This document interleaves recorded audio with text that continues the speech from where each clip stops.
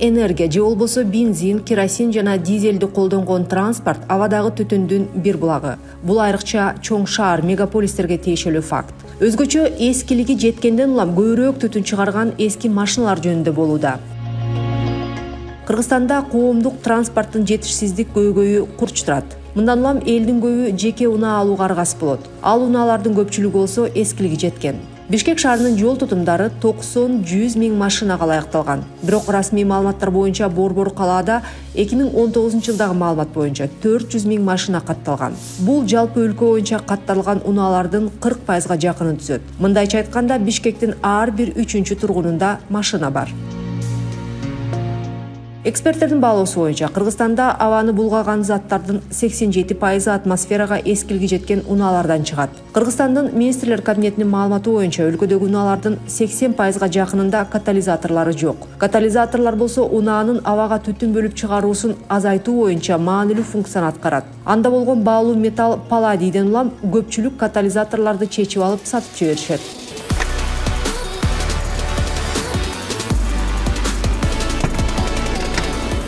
Машинелердин, унаалардын көптүгү бар Бишкек шаарыбызда. Баары тең сапатсыз күйүүчү май заттарын куюп жатышат, катализаторлору жок. Анан албетте бул биздин шаардын тургундарына терс таасирин тийгизет деген ойдомун.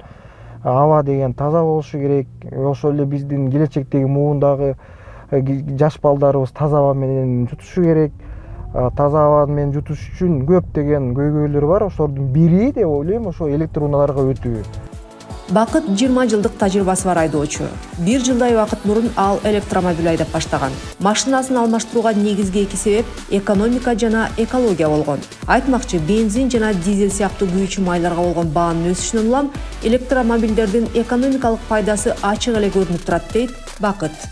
Жаңы болгондуктан кичине кымбат болуп жатат, бирок азыр арзан модельдери дагы бар. Кыргыз эли алса болот деген ойдомун. Орто эсеп менен Бишкекте жүргөн унаа 2,5 миң, 3 миң долларга чейин күйүүчү май заттарын акчага уротот да.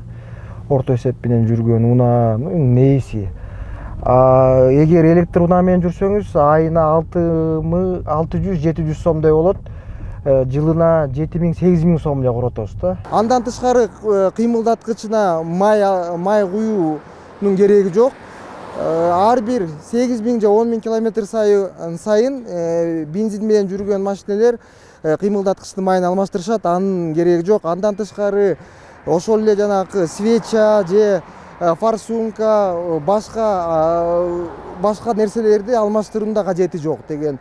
Электр унаа алган киши, электр унаасын айдаган киши кайрадан бензин менен же дизтопливо менен жүргөн машинаны айдагысы келбей калат экен. Кыргызская республика с точки зрения географии, она идеально подходит для имплементации и применения.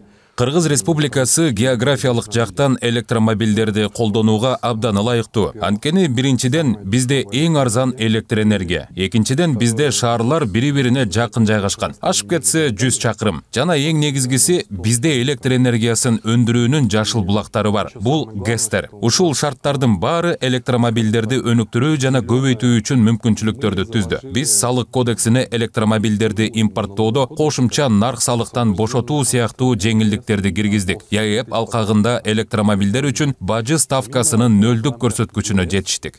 Мы добились нулевой таможенной ставки на электромобиль. 2022 жылдын май айында Кыргызстанга электромобилдерди 0% пошлина менен ташып кирүүгө квоталар ишке кирген. Ага карата Кыргызстандын жарандары 2022 жылы 5 миң электромобиль киргизе алса, 2023 жылы 10 миң автоунаа киргизе алышат. Унаа мамлекеттик ишканасынын маалыматы боюнча азыркы күндө Кыргызстанда 800 электромобиль бар. Салыштыра кетсек, алардын саны 2021 жылы болгону 181 болгон.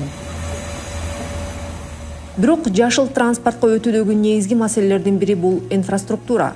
Азыркы күндө Кыргызстанда бизнес өз күчү менен инфраструктураны түзүп келет.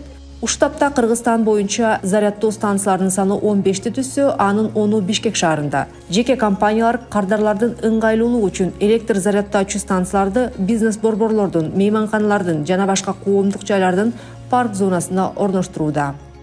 Спрос большой. Суроо талап чоң. Маселе инфраструктурада. Мисалы, жөнөкөй унаалар үчүн май коюучу станциялар жок болсо, жөнөкөй унааларда болмок эмес. Ошондой эле электроунаалар үчүн дагы инфраструктура керек. Электростанциялар аз болуп жатат. Электромобилдер бул глобалдык тренд. Эл аралык энергетика агенттигинин прогнозу боюнча 2020 электромобилдердин саны 13 миллионго жеткен болсо, 2030 жылга карата 130 миллионду түзөт деген күтүүлөр бар. Европанын бир катар өлкөлөрү 2040 жылга карата бензин жана дизелдик май менен жүргөн автомашиналарга тыюу салуу жөнүндө чечимге келишкен. Ал эми батареяга болгон баанын төмөндөсү бул унааны жыл өткөн сайын көбүрөөк жеткиликтүү кылууда. 2010 жылы батареялардын орточо баасы 1 киловатт-саатына 1000 АКШ долларын түссө, 2016 жылы 227 долларга түшүп, ал эми 2021 жылы 132 долларды түзгөн. Углероддук күйүүчү жылыткычтарды жакканда чыгарган катуу заттар менен атмосферанын булгануусу адамдын өмүрүн 2 жылга чейин кыскартып, глобалдык жылуулануунун негизги себеби болуп эсептелет. Абанын булгануусун айрыкча шаарларда эң аз дегенде 50% азайтууну экологиялык транспорттун түрүнө, электромобилдерге жана электроскутерлерге өтүү аркылуу ишке ашырса болот. Мындан сырткары мамлекет үчүн жеке унаалардын санын олуттуу түрдө азайтып, жыйынтыгында абанын булгануусун азайтууга мүмкүнчүлүк берген жашыл коомдук транспортту өнүктүрүү маанилүү.